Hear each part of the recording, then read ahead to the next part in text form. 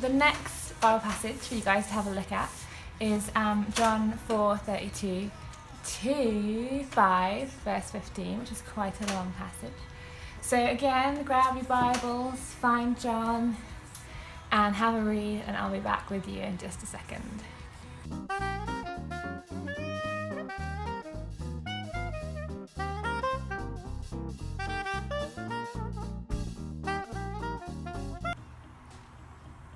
All right, well, the first thing that I wanted to pick out of this passage is Jesus is talking to his disciples about harvest and sowing and reaping, and obviously what that means basically is that reference to farming, and farmers they sow crop into their grounds, and then when it's grown they reap the harvest, which basically means when all the crops have grown they get the flour or get the corn or whatever it is that they've sown. And there's this bit in the passage where it says, one sows and another one reaps. I sent you to reap what you have not worked for. Others have done the hard work and you have reaped the benefits of their labour. And sometimes I think you hear all these amazing stories about these incredible testimonies where just like, and suddenly I was transformed from someone really struggling with this, or someone I just didn't believe in God at all, and suddenly I believe in God. And that is amazing, and sometimes that is literally and suddenly.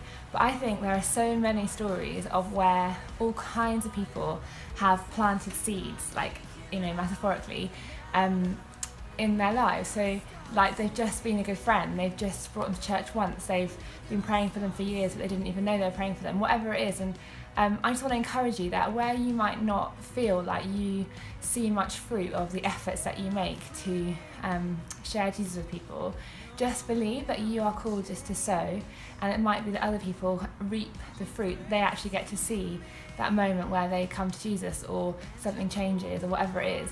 But just trust that we're all sowing seeds. That's what God calls us to do by kind of living faithfully. And don't be discouraged if you don't feel like you're seeing fruit, because sowing the seeds are really important.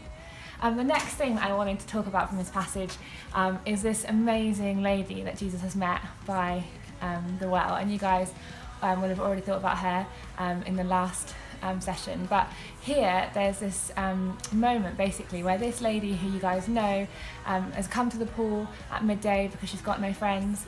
She's outcast, she's a victim, she's obviously had a rough time of life, and she's probably doesn't really have community at all.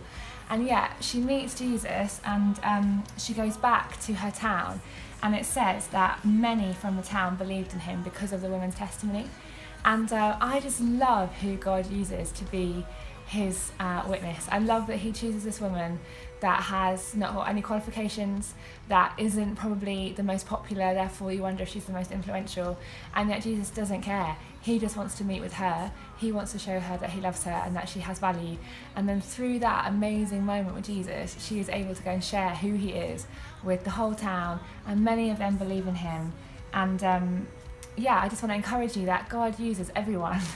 And you don't have to be the most profound speaker or clever person or creative person or whatever it is, that God has, he's got ways for you to share your life with people that doesn't require you to be anything other than who you are in him.